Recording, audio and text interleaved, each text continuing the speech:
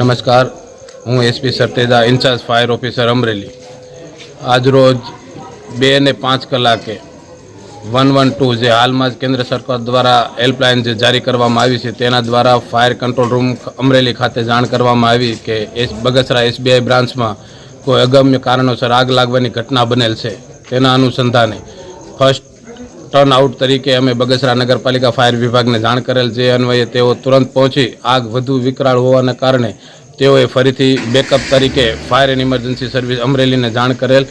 જેના અનુસંધાને અમે એક વોટર બાઉઝર અને 2 મિની ટેન્ડર દ્વારા અહીં પહોંચીને આગને કાબૂ મેળવ્યો છે. હાલ કોઈ આગ છે નહીં અને આ સમગ્ર ઘટનામાં કોઈ જાનહાનિ પામેલ નથી.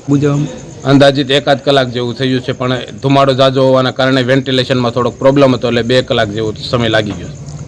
ઓકે, મારું નામ ચાવડા હરેશ છે. હું બગસરા હોમગાર્ડ યુનિટમાં ફરજ બજાવું છું. બરાબર છે. અમે લગભગ 1:30 વાગ્યાનો સમય હતો.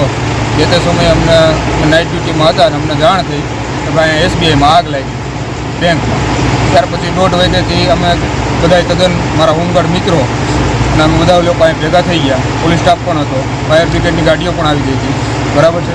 તે ગાડીઓ આવ્યા પછી બગસરાની ગાડી હતી, ત્યાર પછી અમરેલીની ગાડી આવી અને ફાયરની ટીમ હાલ તે તજવીજ હાથ ધરે છે. પીજીવીસીએલમાંથી એસવી ચાવડા લાઇનમેન નાઇટ ડ્યુટીમાં ઓફિસે જાણ થતાં કોલ આવતા કે એસબીઆઈ બેંકમાં આગ લાગેલ છે.